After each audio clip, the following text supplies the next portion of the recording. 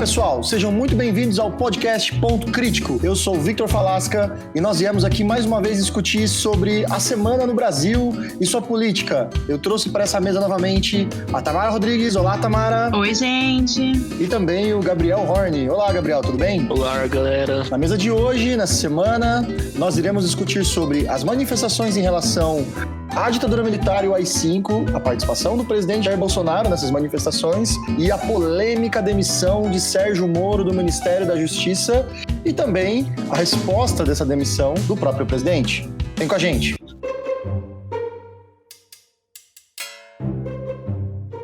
Vamos começar falando sobre as manifestações que aconteceram no dia 19. Foi um domingo, teve manifestações pró-intervenção militar a favor do presidente em todo o Brasil, mas Jair Bolsonaro, inclusive, participou de uma delas em Brasília, contrariando todas as recomendações da Organização Mundial da Saúde, do próprio Ministério, e no meio de uma pandemia, ele foi novamente a público com aglomeração de pessoas, tossiu várias vezes e defendeu a intervenção militar e a volta do AI-5.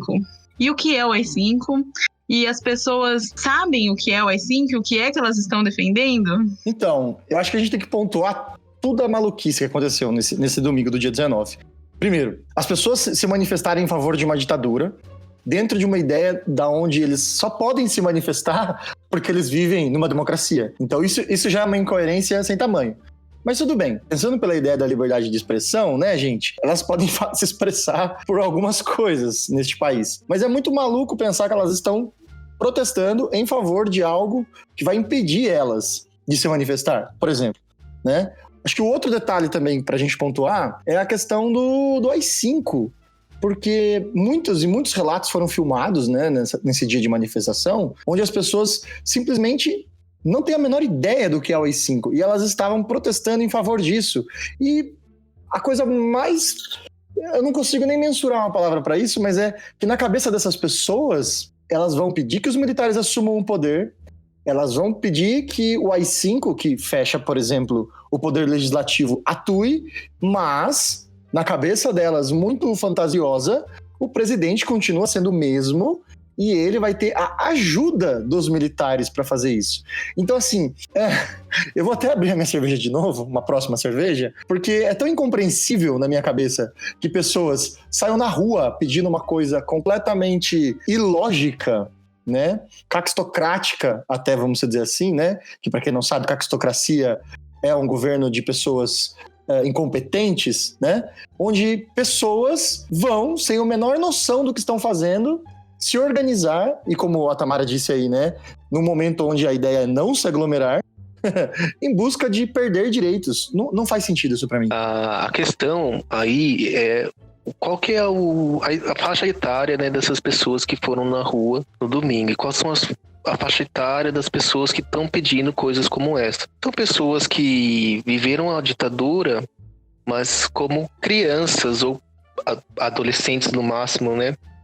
Então talvez eles não tenham ligado a ditadura a um período negro e tão opressor, né, como ela de fato foi, e tem esse saudosismo da infância, né? Então, quando eu era criança, ou então quando eu era adolescente, era assim, e tudo funcionava numa maravilha, porque estava numa ditadura, então também as notícias eram limitadas, a gente tem que também se transportar para essa época, não existia internet, então as notícias não chegavam dessa forma inteira para as pessoas, e mesmo as que chegavam, tipo assim, tem o caso clássico do Herzog, que foi morto, né, pelo governo e foi dado como um suicídio. Tipo assim, apesar dos jornalistas terem a preocupação de colocar na foto de um suicídio impossível, né, ali no jornal, algumas pessoas compraram aquilo, principalmente as pessoas que não tinham muito acesso à educação, e a gente sabe que a educação ficou muito defasada nessa época. Então acho que tem essa nostalgia também, né, da infância, se mesclando com algo que é idealizado, né, pelo tempo, na cabeça dessas pessoas. Além da informação ser escassa, ela ainda era censurada, né? Então só chegava as coisas, a ilusão de que estava tudo bem. E também o processo educacional que eles passaram, né? Se as pessoas têm críticas a como está a educação pública hoje, por mais que falem que a educação na ditadura era melhor, a gente sabe que, na verdade, ela não era, né? O que se tinha era uma enorme opressão por parte, inclusive, do professor em relação aos alunos, e as pessoas confundem essa opressão e essa disciplina com aprendizagem, né? Que são coisas totalmente diferentes. Então, além disso que vocês falaram, né? Ainda tem a falta de acesso a informações, inclusive no período escolar, que, como o Gabriel pontuou, era o período que essas pessoas estavam na ditadura, né? Se a gente pensar. Elas começaram a ser adultas, né, na metade dos anos 70 e anos 80, quando começam as crises. Então, elas pegam um finalzinho, né, quando elas estão com a memória mais consciente. Mas ainda assim, gente, quantas vezes vocês não ouviram, por exemplo, quando vocês eram crianças, dos pais de vocês, para que vocês não acreditassem em qualquer coisa que falassem para vocês? Porque com certeza teria muito mentira, que as pessoas mentem, que as pessoas são mal intencionadas. E agora essas mesmas pessoas, dessas mesmas idades, acreditam em qualquer coisa que recebem na internet. É muito louco isso. Mas é que assim, o Bolsonaro, né, se elegeu aí como um bote salva-vidas aí para muitas pessoas. E essas pessoas vão se agarrar ao bote salva-vidas. Se o bote salva-vidas está falando que a ditadura e que os militares foram mal vistos ou mal interpretados, o que não era como é pintado pela história, né? Ou como é dito pela história, essas pessoas vão se agarrar nesse bote e vão aonde o bote levar elas, né? E eu acho, inclusive, que o Bolsonaro tá se agarrando nesse bote, no sentido de que ele tá vendo que ele tá caindo e que ele tá falhando, porque ele, apesar dele ser um boçal, ele tinha as expectativas dele quando ele resolveu ser presidente do Brasil.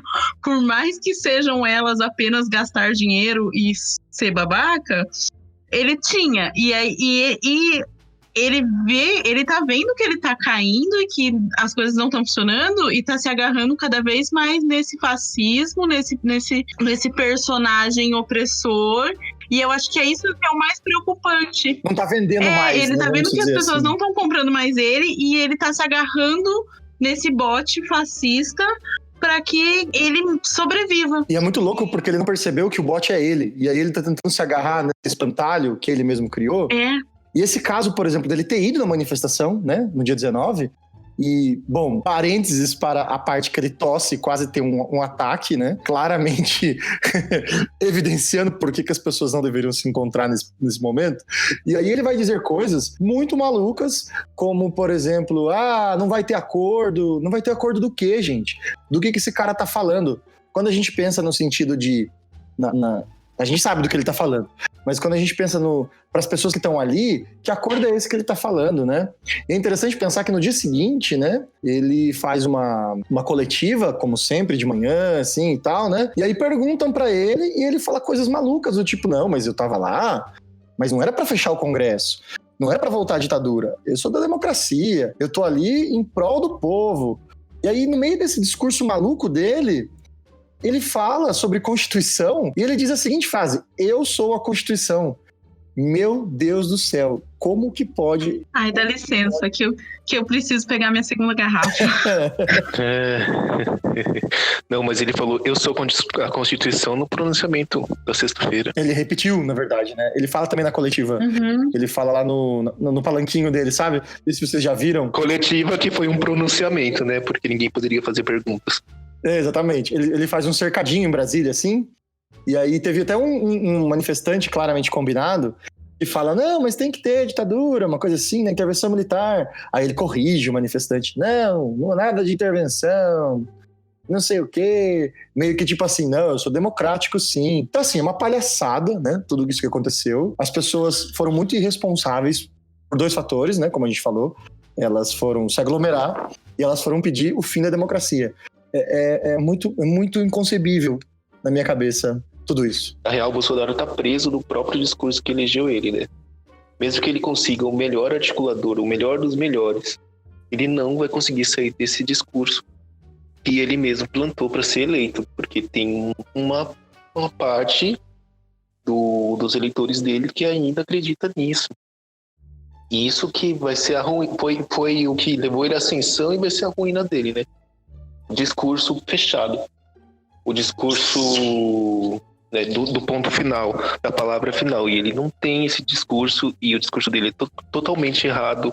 Ele é contrariado pela maioria dos cientistas, historiadores, estudiosos, acadêmicos, e ele não poderia chegar a um lugar muito longe com isso. Ele só foi eleito por uma parcela que se ausentou de votar, né? Por toda a narrativa que foi criada desde a década de 90 sobre o PT, depois com a eleição do Lula e com a eleição do Dilma se aprofundou, né? E piorou a situação. E isso tudo, né? Na verdade, não para por aqui.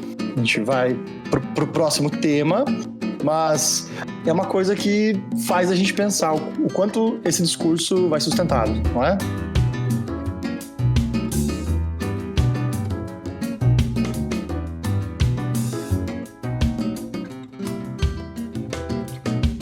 Bom, gente, então, como eu disse, não para por aí.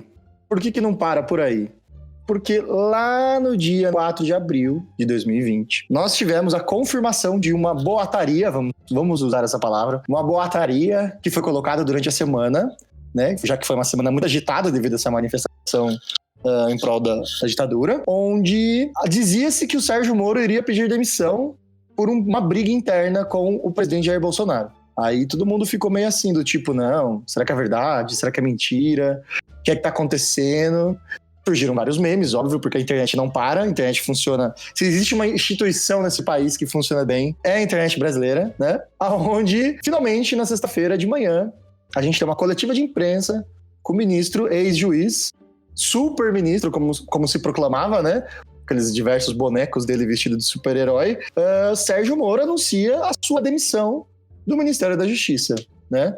E ele não simplesmente anuncia a sua demissão do Ministério da Justiça. Ele proclama a saída dele do governo Bolsonaro, da aliança com o Bolsonaro, e elenca ali 5 principais motivos para isso. Então, qual é a briga que realmente aconteceu? Estava-se para discutir, segundo o que é falado pelo Moro até então, nessa coletiva, uma substituição do diretor-geral da polícia, onde o diretor-geral atual seria substituído. E não houve como que eu posso dizer? Não houve um acordo entre Sérgio Moro e Jair Bolsonaro, pois o Sérgio Moro queria manter o Maurício Valeixo no cargo, né? Então, a partir desse caso não ser concretizado, do diretor-geral continuar sendo o mesmo, o Sérgio Moro então faz uma coletiva na sexta-feira de manhã e elenca 5 motivos. O primeiro, ele vai dizer que ele foi surpreendido por uma publicação do Diário Oficial dizendo que o Maurício Valeixo foi demitido. Ou seja, ele diz que ele não assinou esse papel, ele não criou esse ofício, né? E tá o nome dele no ofício, evidenciando então que existia uma certa ingerência do Jair Bolsonaro até no próprio nome do Sérgio Moro.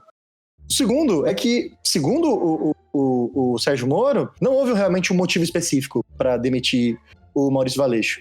Em outras palavras, ele vai dizer que não houve um motivo no sentido técnico.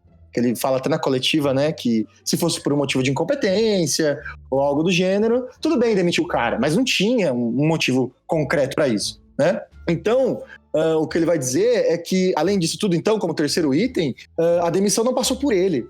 E não teve um nome para isso, não apareceu nenhum nome para substituir o cara, oficialmente falando. Então, eles não chegaram realmente num acordo, né? E segundo o Sérgio Moro, continuando, né, os 5 itens, o Bolsonaro admitiu para o Sérgio Moro que a mudança é por motivo político. Até tem uma fala que é citada ali pelo Sérgio Moro, que é interessante, não sei se vocês acompanharam, que ele fala que em diálogo com o Bolsonaro, ele vira pro Bolsonaro e diz: mas isso tá com cara de intervenção política na Polícia Federal. E o Bolsonaro responde: e é mesmo. Ou seja, segundo o Sérgio Moro, foi proposital a mudança e por motivo político. E o que o Bolsonaro diz para ele, segundo o próprio Sérgio Moro, é que isso está acontecendo porque ele, presidente, não tinha acesso a investigações e inquéritos que estavam em andamento e que eram de caráter sigiloso, mas que ele, como presidente, deveria ter o direito de ter acesso a essas investigações. Como a gente bem sabe, a gente vai até discutir isso aqui agora, muitos dos filhos dele, do próprio Bolsonaro, estão sendo investigados. Então é muito estranho, né, surgir isso nesse momento. E o último item, né, que o Sérgio Moro traz para nós, é que ele tem uma biografia para zelar. Que ele abriu mão de um cargo de 22 anos como juiz.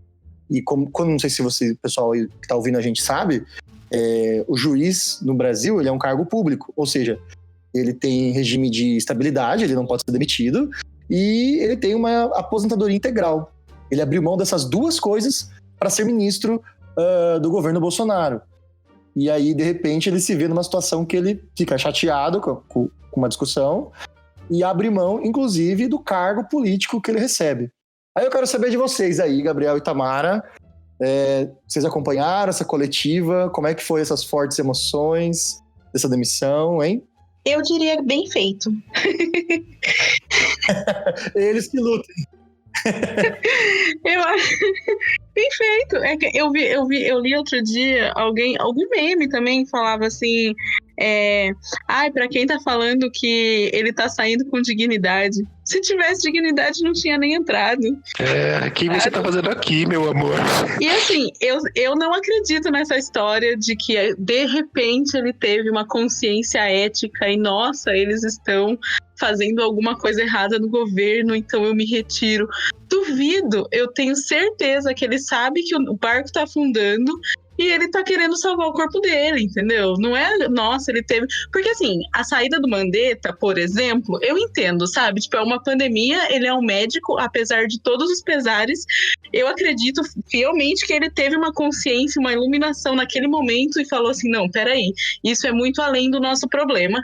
E aí deu no que deu. Mas eu não acredito que o Moro teve essa consciência ética de tipo, nossa, eles estão fazendo coisa errada. Eu não brinco com quem não brinca direito. E se retirou da brincadeira? Não acredito nisso. Eu acho que ele sabe de muito mais coisa, de muito mais treta e tá tirando o corpo fora antes que dê merda. Não, essa crise toda é um Deus nos acuda, né? Salve-se quem puder. Porque o Moro chegou a citar o governo Dilma como um governo transparente em relação à Polícia Federal. Ou seja, o Moro citou um governo de um partido político que ele abomina e sempre abominou, não é segredo para ninguém, para se salvar e para sair desse barco atirando em quem ele poderia, né? Acho que além dessas discordâncias entre os dois, entre o presidente e o ministro, tem muita coisa por trás. Ele sabe que esse barco está afundando e ele sabe que não pode se manchar, como se ele já não estivesse manchado o suficiente, né? Com como isso vai terminar. E isso deixa todo mundo confuso, né? Tanto os bolsonaristas quanto a galera da esquerda que... É complicado a gente ter que defender uma galera que... fica tão difícil isso. Exatamente. Eu, inclusive, concordo com você, eles que lutem, mas eu concordo que houve uma confusão muito grande por parte de pessoas também que se vinculam à esquerda, essa esquerda mais progressista, né? Onde os personagens mudam muito rápido, né? E aí as pessoas simplesmente decidiram, então, que o Moro é um ótimo justiceiro e que ele tem um senso de moralidade. E é por isso que ele saiu. E como vocês falaram, gente, se ele tivesse um senso de justiça, ele nem teria aceito. Não. Porque ele sabia onde ele estava entrando. Não era uma coisa tipo assim, eu não sei quem é esse cara e ele quer me dar um cargo. E sem contar o óbvio, né? Desde que ele assumiu esse cargo, todo mundo especula que ele faz isso para conseguir uma vaga no Supremo Tribunal Federal. Então, assim, não é uma coisa assim, ele entrou porque ele sabia que tinha chances de lutar contra a corrupção. Não foi enganado. Ele fala, inclusive, né, que o Bolsonaro prometeu para ele carta branca, um cheque em branco, para ele atuar como ele quisesse. Olha, se ele caiu nisso, então ele é mais incompetente do que eu já achava quando ele falava coisas como conge. Não, o problema é que o Moro, é claro qual é a atuação dele. A atuação dele é de ambição mesmo, a de concentração de poder que foi dado no início para ele, né? Que foi exigências para ele aceitar ser ministro do Bolsonaro. Ele concentrou uma gama enorme de poder na mão dele, não só como ministro da Justiça e como dirigente de outros órgãos públicos, e ele viu que isso não ia funcionar, porque esse governo tá mais sujo do que, né, pau de galinheiro. Aí, para tentar se salvar, ele saiu atirando para todos os lados. A questão da vaga no STF, isso já era um boato desde quando ele entrou para esse time excepcional do nosso governo, e foi evidenciado na fala dele, foi evidenciado na fala do Bolsonaro, que depois se pronunciou sobre esse caso, e também nos prints que o próprio ministro Moro enviou para os meios de comunicações, e nisso incluía o TV Globo, né? E daquele dia foi o Jornal Nacional que deu um grande destaque a isso. Pois é.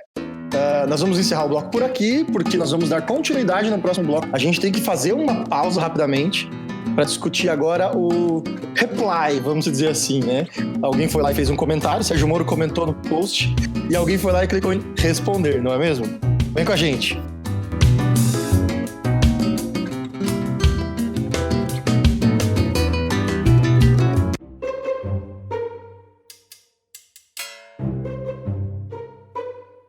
Voltando no nosso bloco anterior, dando parte para a segunda parte dele, vamos dizer assim, o Jair Bolsonaro, no meio da coletiva de imprensa, basicamente, né, do juiz Sérgio Moro, ex-juiz Sérgio Moro, ele lança um tweet dizendo que ele irá fazer uma coletiva de imprensa às 17 horas. E isso ficou uma expectativa, assim, muito maluca, porque as pessoas falaram, meu Deus, hoje o dia não acaba, né? E o que acontece? Às 17 horas, Bolsonaro aparece com toda a sua trupe, né? Toda a Vila do Chaves, vamos dizer assim, vem junto com o Kiko. E ele começa a falar. Um discurso muito confuso, muito estranho, mas ele vem pontuando em cima do que o próprio Sérgio Moro diz no início da fala dele e onde o Sérgio Moro aponta os motivos da saída dele. Então, tudo que o Sérgio Moro coloca como motivo da saída do Ministério da Justiça, o Jair Bolsonaro, no meio das maluquices que ele levanta, e a gente já vai comentar sobre elas logo mais, porque foi muitas, né? Foram muitas. Ele vai dizer, então, que ele é o presidente. E logo, como ele é o presidente, e ele pode indicar ministros para o governo dele, porque ele sempre se refere muito a essa história do poder dele, né? Do eu muito forte. Ele simplesmente diz, então, que além de indicar ministros, ele pode sim indicar cargos de confiança dentro de estruturas do governo dele, mesmo sendo departamentos do Estado, como é o caso da Polícia Federal. E ele vai dizer, então, que o próprio diretor-geral, então, né, o Valeixo, ele já estava querendo sair. Ele falou assim, não, mas ele dizia que ele mesmo queria sair, que ele ia se demitir.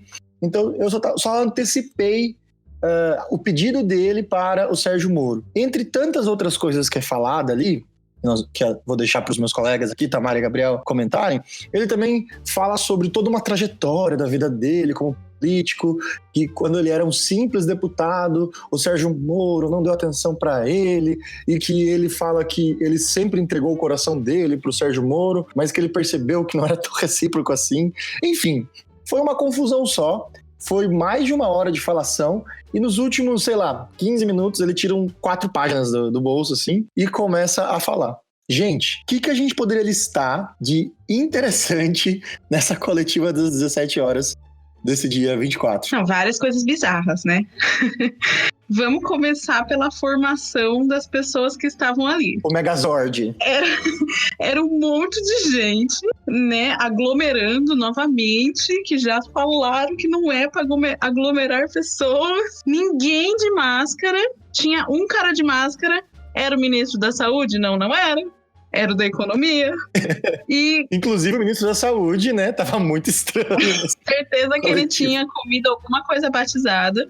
E sem falar no bizarríssimo ministro da Economia que tava lá, sem sapatos, sem terno, então começando pela formação das pessoas que estavam ali. Totalmente bizarro. E aí começa o discurso e ele começa a contar uma história super romântica, como se ele estivesse contando história de um casamento, porque eles se conheceram no aeroporto e ele abriu o coração. E assim, quem se importa, né? Não é pra isso.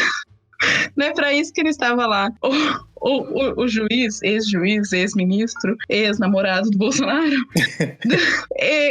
colocou coisas pontuais e coisas sérias, e ele foi falando nada com nada. Então eu acho que começar por aí, né? Sem falar que a galera, como já falamos várias vezes, a internet não perdoa, né? Então já começaram a lista de memes e o bingo de qual notícia mais bizarra você gostou mais. Se é o filho que pegou metade do condomínio, se quais eram os itens, se a piscina aquecida, que na verdade já era com aquecimento solar já faz anos. Olha, eu desliguei a piscina, eu economizei energia. Eu acho que o Bolsonaro, acuado, né, ele tratou de se defender e se justificar o seu governo. Assim, ele citou a piscina aquecida, que ele teria desligado, como uma forma de economia para o Brasil, assim, como se fosse uma economia significativa, né? Como se os poderes dele como presidente não teriam uma economia mais justa e mais eficaz a fazer, né? Será que na cabeça dele faz sentido?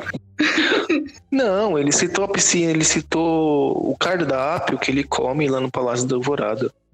Ele citou que ele tem 3 cartões corporativos e todo mundo sabe porque saiu em N mídias que ele está extrapolando os gastos no cartão corporativo. Então, assim... Eu fiz essa conta, sabia? De quanto ele gastou no cartão corporativo em 2019 e quantas pessoas poderiam receber aquele auxílio emergencial. Quanto deu? 24 mil pessoas. Nossa. Com o cartão corporativo. Vamos pensar que ele não é dinheiro tirado de verba da saúde, é do cartão corporativo do cara. Do quanto ele gastou em 2019. 24 mil pessoas poderiam estar recebendo a verba emergencial. Não, eu não sei quem que foi que deixou o presidente falar por tanto tempo e tão livremente assim, porque ele começou a... Claramente, quando ele assumiu a presidência, ele demitiu o assessor de imprensa. O fato é que ele começou a cavar notícias antigas que mais falam contra ele do que a favor dele. Então, eu não sei quem que é o responsável pelas relações públicas desse governo.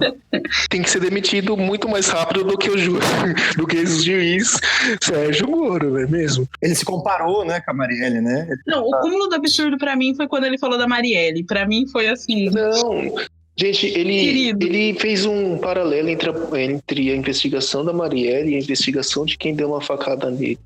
Sendo que a investigação... E ele não entrou com recurso na investigação. Ele não entrou. Ele abriu mão. Exato, tipo assim, eles fizeram o Adélio ser esquecido, eles deixaram essa investigação esfriar. Por outro lado, a parte da investigação da morte da Marielle não foi porque o governo do Rio de Janeiro ou a polícia do Rio de Janeiro está muito em cima desse caso. É porque as pessoas, os ativistas que estão do lado da Marielle, né, das causas da Marielle, pressionam o governo a isso. E para isso eles usam o que está na sua mão, né? Eles vão pro estrangeiro, eles falam com a mídia estrangeira, eles ficam em cima da polícia para que isso seja solucionado. O caso do Adélio não foi porque a polícia não foi atrás de quem tentou matar o presidente da República. É porque essa investigação esfriou, porque tem muito mais a revelar que deporia contra o próprio presidente do que a favor. Exatamente. E é interessante a gente pensar que no discurso ele mistura tudo isso para poder realmente criar uma cortina de fumaça do real problema. Porque o que foi colocado em pauta ali pelo Sérgio Moro é que o presidente está tentando ter acesso a dados de investigações que são sérias da Polícia Federal. E que ele não deveria fazer isso em prol de uma polícia independente e livre, para que ela possa fazer o que for necessário. O slogan do governo dele foi justamente o combate à corrupção. Quando a gente pensa em corrupção, a gente pensa nos poderes, a gente pensa nos políticos, não é mesmo? Então, quando eu penso em combater a corrupção, custe o que custar, como sempre foi, inclusive muitos discursos que os bolsominions falam, né? Que, mas se ele cometer um crime, a gente tira. Ou se ele cometer um crime, ele que seja preso. Então que seja, então deixa a polícia trabalhar. Então, a coisa que me deixa mais assim, irritado quanto essa galera é que eles estão tentando de alguma forma defender isso e é indefensável. E pior do que ser indefensável, o dito cujo acaba se acusando, acaba se expondo o suficiente para que não há nenhuma forma de proteção. E é curioso pensar que, além disso tudo, né, nesse universo, dessa odisseia dita às 17 horas da sexta-feira, é que muitas pessoas reagiram, né? muitos poderes reagiram, inclusive o Supremo Tribunal Federal recebeu um pedido de inquérito das acusações que o Sérgio Moro fez, né? A gente teve cartas, por exemplo, do Fernando Henrique Cardoso, como que ele fala mesmo? Espero que você renuncie antes que seja renunciado, né? Então, assim, fica muito claro que existe uma força grande de pessoas, e pessoas importantes, que estão olhando pra cara dele e falando assim, amigo, já deu. E acho que é isso. Basicamente, concordo com todo o seu ponto de vista. Acho que é exatamente assim que eu estou enxergando tudo e morrendo de desespero. Não é?